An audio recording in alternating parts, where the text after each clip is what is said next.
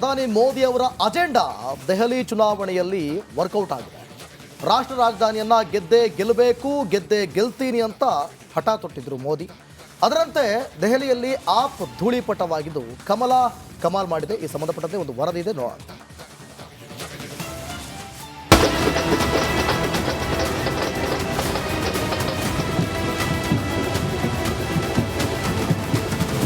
ದೇಶವನ್ನೇ ಗೆದ್ದ ನರೇಂದ್ರ ಮೋದಿಗೆ ದೆಹಲಿ ಗೆಲ್ಲೋಕಾಗಲಿಲ್ವಾ ಎಂಬ ಕೊರಗು ಮೊದಲಿನಿಂದಲೂ ಇತ್ತು. ಆದರೆ ರಾಷ್ಟ್ರ ರಾಜಧಾನಿಯಲ್ಲಿ ಕೇಸರಿ ಅಲೆಗೆ ಎಎಪಿ ತರಗೆಲೆಗಳಂತೆ ಉದುರಿ ಹೋಗಿದೆ. 27 ವರ್ಷಗಳ ನಂತರ ದೆಹಲಿಯಲ್ಲಿ ಬಿಜೆಪಿ ಮತ್ತೆ ಅಧಿಕಾರಕ್ಕೆ ಬಂದಿದೆ. ಭಾಜಪ ಗೆಲುವಿನೊಂದಿಗೆ ಆಮ್ ಆದ್ಮಿಯ ದೆಹಲಿ ಅಧ್ಯಾಯ ಕೊನೆಯಾಗಿದೆ.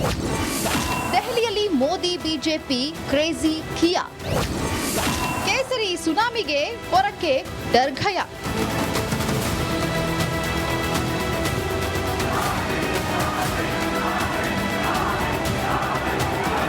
ರಾಷ್ಟ್ರ ರಾಜಧಾನಿಯಲ್ಲಿ ಕಮಾಲ್ ಮಾಡಿದ್ದು 48 ಸೀಟ್ ತನ್ನದಾಗಿಸಿಕೊಂಡು ಅಮೋಘ ಜಯ ಸಾಧಿಸಿದೆ. ಇದೀಗ ವಿಷಯ ಅದಲ್ಲ, ಬಿಜೆಪಿ ದೆಹಲಿ ಗದ್ದುಗೆ ಏರಿದಾಯ್ತು. ಆದ್ರೀಗ ಸಿಎಂ ಯಾರಾಗ್ತಾರೆ ಅನ್ನೋದೇ ದೊಡ್ಡ ಚರ್ಚೆಯಾಗಿದೆ. ಸಿಎಂ ರೇಸ್ನಲ್ಲಿ ದೊಡ್ಡ ನಾಯಕರು. ಕಮಲ ಪಾಳಯದಲ್ಲೀಗ ಸಿಎಂ ಯಾರಾಗ್ತಾರೆ ಅನ್ನೋ ಚರ್ಚೆ ಚಾಲ್ತಿಯಲ್ಲಿದೆ. ಈಗಾಗಲೇ ಅಮಿತ್ ಶಾ ನಿವಾಸಕ್ಕೆ ಜೆಪಿ ನಡ್ಡಾ, ಪರ್ವೇಶ್ ವರ್ಮಾ ಭೇಟಿ ನೀಡಿ ಮಾತುಕತೆ ನಡೆಸಿದ್ದಾರೆ. ಸಿಎಂ ರೇಸ್ನಲ್ಲಿರೋರು ಯಾರು? ಪರ್ವೇಶ್ ವರ್ಮಾ ಮಾಜಿ ಸಿಎಂ ಸಾಹಿಬ್ ಸಿಂಗ್ ವರ್ಮಾ ಮಗನಾಗಿದ್ದು ಜಾಟ್ ಸಮುದಾಯದ ಪ್ರಬಲ ನಾಯಕ ಕೂಡ ಹೌದು. ಅಷ್ಟೇ ಅಲ್ಲ, ಚುನಾವಣೆಯಲ್ಲಿ ಕೇಜ್ರಿವಾಲ್ರನ್ನೇ ಸೋಲಿಸಿದ ದೈತ್ಯ ಸಂಹಾರಿ ಪರ್ವೇಶ್. ಬಿಜೆಪಿ ಪ್ರಧಾನ ಕಾರ್ಯದರ್ಶಿಯಾಗಿರುವ ದುಷ್ಯಂತ್ ಗೌತಮ್ ದಲಿತ ಸಮುದಾಯದ ನಾಯಕರಾಗಿದ್ದು ದೆಹಲಿಯ ತಳಮಟ್ಟದ ನಾಯಕ ಕೂಡ ಹೌದು. ಇವರಿಗೆ ಮಣೆ ಹಾಕುವ ಸಾಧ್ಯತೆಯೂ ಉಂಟು. ಇನ್ನು ಸಿಎಂ ರೇಸ್ನಲ್ಲಿ ಮಾಜಿ ಸಿಎಂ ಮದನ್ ಲಾಲ್ ಖುರಾನ ಪುತ್ರ ಹರೀಶ್ ಖುರಾನ ಇದ್ದು ದೆಹಲಿಯ ತಳಮಟ್ಟದ ನಾಯಕರಾಗಿದ್ದಾರೆ.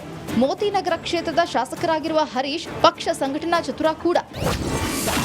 ದೆಹಲಿ ಬಿಜೆಪಿ ಅಧ್ಯಕ್ಷರಾಗಿರುವ ವೀರೇಂದ್ರ ಸಚ್ದೇವ್ಗೆ ಸಿಎಂ ಪಟ್ಟ ಸಿಗುವ ಸಾಧ್ಯತೆಯೂ ಇದೆ. ಬಿಜೆಪಿ ಗೆಲುವಿನ ಓರ್ವ ರೂವಾರಿ ಆಗಿರುವ ವೀರೇಂದ್ರಗೆ ಅದೃಷ್ಟ ಲಕ್ಷ್ಮಿ ಒಲಿಯುತ್ತಾಳ ನೋಡಬೇಕಾಗಿದೆ. ಮಜೀಂದರ್ ಸಿಂಗ್ ಸಿರ್ಸಾ ಒಬ್ಬ ಪ್ರಬಲ ಸಿಖ್ ನಾಯಕರಾಗಿದ್ದು ದೆಹಲಿ ತಳಮಟ್ಟದ ಸಂಘಟಕ. ಸಿಖ್ಖರ ಬೆಂಬಲಕ್ಕಾಗಿ ಸಿರ್ಸಾಗೆ ಮಣಿ ಸಾಧ್ಯತೆ ಇದೆ. ಇನ್ನು ದೆಹಲಿ ಮಾಜಿ ಸಿಎಂ ಸುಷ್ಮಾ ಸ್ವರಾಜ್ ಪುತ್ರಿ ಬಾನ್ಸುರಿ ಸ್ವರಾಜ್ ಕೂಡ ಸಿಎಂ ರೇಸ್ನಲ್ಲಿದ್ದಾರೆ. ಬಾನ್ಸುರಿ ಈಗ ಸಂಸದೆ ಕೂಡ ಆಗಿದ್ದು ದೆಹಲಿಯ ತಳಮಟ್ಟದ ಪಕ್ಷ ಸಂಘಟಕಿ ಆಗಿದ್ದಾರೆ. ದೆಹಲಿಯಲ್ಲಿ ಬಿಜೆಪಿ ಪಟ್ಟಕ್ಕೇರುತ್ತಿರುವಂತೆ ಸಿಎಂ ರೇಸ್ ಹೆಸರುಗಳ ಚಾಲ್ತಿ ಹೆಚ್ಚಾಗಿದೆ. ಆದರೆ ಇದರ ಹೊರತಾಗಿಯೂ ಬಿಜೆಪಿ ಅಚ್ಚರಿಯ ಅಭ್ಯರ್ಥಿಯನ್ನ ಪ್ರಕಟಿಸುವಲ್ಲಿ ಎತ್ತಿದ ಕೈ. ಹಾಗಾಗಿ ದೆಹಲಿ ಸಿಎಂ ಅಚ್ಚರಿಯ ಅಭ್ಯರ್ಥಿ ಆದರೆ ಯಾರೂ ಆಶ್ಚರ್ಯ ಪಡಬೇಕಾಗಿಲ್ಲ.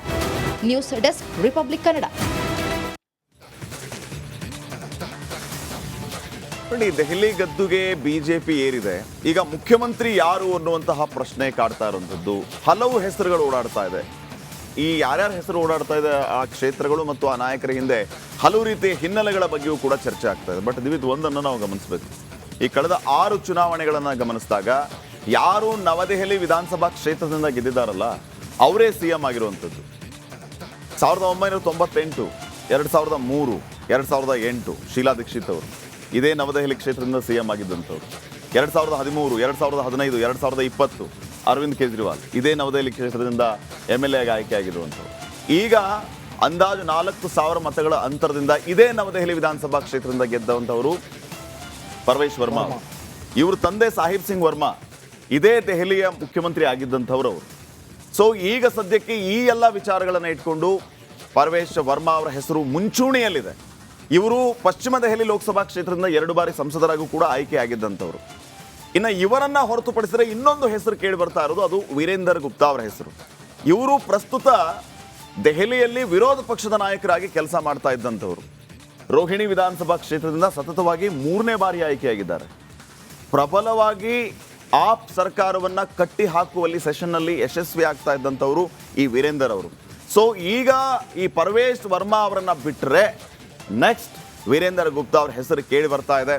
ಇವರು ಕೂಡ ರೇಸ್ನಲ್ಲಿದ್ದಾರೆ. ಕಾರಣವನ್ನ ಈಗ ನಾನು ಹೇಳ್ತಾ ಇದ್ದೆ. ಇನ್ನು ಇವರಿಬ್ಬರನ್ನು ಹೊರತುಪಡಿಸಿದ್ರೆ ಬಾನ್ಸುರಿ ಸ್ವರಾಜ್ ಅವರ ಹೆಸರು ಕೇಳಿ ಬರ್ತಾ ಇದೆ. ಸುಷ್ಮಾ ಸ್ವರಾಜ್ ಅವರ ಮಗಳು ಇದೇ ನವದೆಹಲಿ ಲೋಕಸಭೆಗೆ ಅವರು ಆಯ್ಕೆಯಾಗಿ ಸದ್ಯಕ್ಕೆ ಪ್ರಸ್ತುತ MP ಅವರು. ಇವರ ಹೆಸರು ಕೂಡ ಕೇಳಿ ಬರ್ತಾ ಇದೆ. ಹೈಕಮಾಂಡ್ ಇವರನ್ನು ಕೂಡ ಗಣನೆಗೆ ತೆಗೆದುಕೋಬಹುದು ಮುಖ್ಯಮಂತ್ರಿ ಆಯ್ಕೆಯ ವಿಚಾರದಲ್ಲಿ.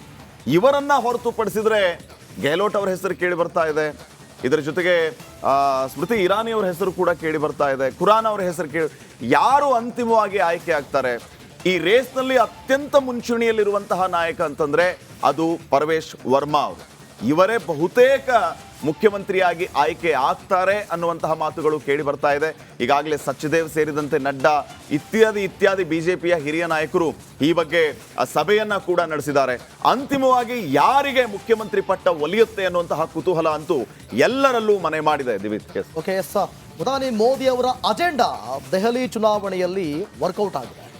ರಾಷ್ಟ್ರ ರಾಜಧಾನಿಯನ್ನ ಗೆದ್ದೇ ಗೆಲ್ತೀನಿ ಅಂತ ಹಠ ತೊಟ್ಟಿದ್ರು ಮೋದಿ. ಅದರಂತೆ ದೆಹಲಿಯಲ್ಲಿ ಆಪ್ ಧೂಳಿಪಟವಾಗಿದ್ದು ಕಮಾಲ್ ಮಾಡಿದೆ. ಈ ಸಂಬಂಧಪಟ್ಟಂತೆ ಒಂದು ವರದಿ ಇದೆ, ನೋಡೋಣ.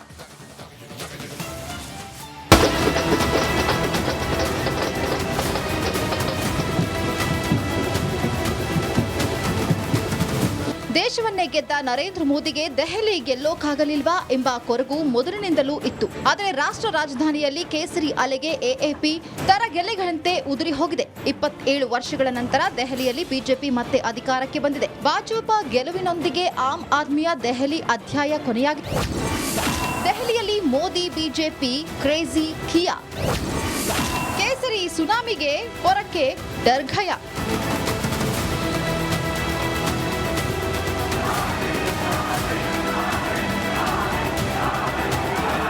ರಾಷ್ಟ್ರ ರಾಜಧಾನಿಯಲ್ಲಿ ಕಮಾಲ್ ಮಾಡಿದ್ದು 48 ಸೀಟ್ ತನ್ನದಾಗಿಸಿಕೊಂಡು ಅಮೋಘ ಜಯ ಸಾಧಿಸಿದೆ. ಇದೀಗ ವಿಷಯ ಅದಲ್ಲ, ಬಿಜೆಪಿ ದೆಹಲಿ ಗದ್ದುಗೆ ಏರಿದಾಯ್ತು. ಆದ್ರೀಗ ಸಿಎಂ ಯಾರಾಗ್ತಾರೆ ಅನ್ನೋದೇ ದೊಡ್ಡ ಚರ್ಚೆಯಾಗಿದೆ.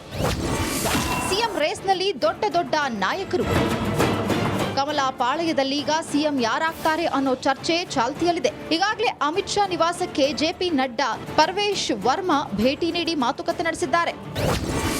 ಸಿಎಂ ರೇಸ್ನಲ್ಲಿರೋರು ಯಾರು? ಪರವೇಶ್ ವರ್ಮಾ ಮಾಜಿ ಸಿಎಂ ಸಾಹಿಬ್ ಸಿಂಗ್ ವರ್ಮಾ ಮಗನಾಗಿದ್ದು ಜಾಟ್ ಸಮುದಾಯದ ಪ್ರಬಲ ನಾಯಕ ಕೂಡ ಹೌದು. ಅಷ್ಟೇ ಅಲ್ಲ, ಚುನಾವಣೆಯಲ್ಲಿ ಕೇಜ್ರಿವಾಲ್ರನ್ನೇ ಸೋಲಿಸಿದ ದೈತ್ಯ ಸಂಹಾರಿ ಪರವೇಶ್. ಬಿಜೆಪಿ ಪ್ರಧಾನ ಕಾರ್ಯದರ್ಶಿಯಾಗಿರುವ ದುಷ್ಯಂತ್ ಗೌತಮ್ ದಲಿತ ಸಮುದಾಯದ ನಾಯಕರಾಗಿದ್ದು ದೆಹಲಿಯ ತಳಮಟ್ಟದ ನಾಯಕ ಕೂಡ ಹೌದು. ಇವರಿಗೆ ಮಣೆ ಹಾಕುವ ಸಾಧ್ಯತೆಯೂ ಉಂಟು. ಇನ್ನು ಸಿಎಂ ರೇಸ್ನಲ್ಲಿ ಮಾಜಿ ಸಿಎಂ ಮದನ್ ಲಾಲ್ ಖುರಾನ ಪುತ್ರ ಹರೀಶ್ ಖುರಾನ ಇದ್ದು ದೆಹಲಿಯ ತಳಮಟ್ಟದ ನಾಯಕರಾಗಿದ್ದಾರೆ. ಮೋತಿ ನಗರ ಕ್ಷೇತ್ರದ ಶಾಸಕರಾಗಿರುವ ಹರೀಶ್ ಪಕ್ಷ ಸಂಘಟನಾ ಚತುರ ಕೂಡ. ದೆಹಲಿ ಬಿಜೆಪಿ ಅಧ್ಯಕ್ಷರಾಗಿರುವ ವೀರೇಂದ್ರ ಸಚ್ದೇವ್ಗೆ ಸಿಎಂ ಪಟ್ಟ ಸಿಗುವ ಸಾಧ್ಯತೆಯೂ ಇದೆ. ಬಿಜೆಪಿ ಗೆಲುವಿನ ಓರ್ವ ರೂವಾರಿ ಆಗಿರುವ ವೀರೇಂದ್ರಗೆ ಅದೃಷ್ಟ ಲಕ್ಷ್ಮಿ ಒಲಿಯುತ್ತಾಳ ನೋಡಬೇಕಾಗಿದೆ. ಮಜೀಂದರ್ ಸಿಂಗ್ ಸಿರ್ಸಾ ಒಬ್ಬ ಪ್ರಬಲ ಸಿಖ್ ನಾಯಕರಾಗಿದ್ದು ದೆಹಲಿ ತಳಮಟ್ಟದ ಸಂಘಟಕ. ಸಿಖ್ಖರ ಬೆಂಬಲಕ್ಕಾಗಿ ಸಿರ್ಸಾಗೆ ಮಣಿ ಸಾಧ್ಯತೆ ಇದೆ. ಇನ್ನು ದೆಹಲಿ ಮಾಜಿ ಸಿಎಂ ಸುಷ್ಮಾ ಸ್ವರಾಜ್ ಪುತ್ರಿ ಬಾನ್ಸುರಿ ಸ್ವರಾಜ್ ಕೂಡ ಸಿಎಂ ರೇಸ್ನಲ್ಲಿದ್ದಾರೆ. ಬಾನ್ಸುರಿ ಈಗ ಸಂಸದೆ ಕೂಡ ಆಗಿದ್ದು ದೆಹಲಿಯ ತಳಮಟ್ಟದ ಪಕ್ಷ ಸಂಘಟಕಿ ಆಗಿದ್ದಾರೆ.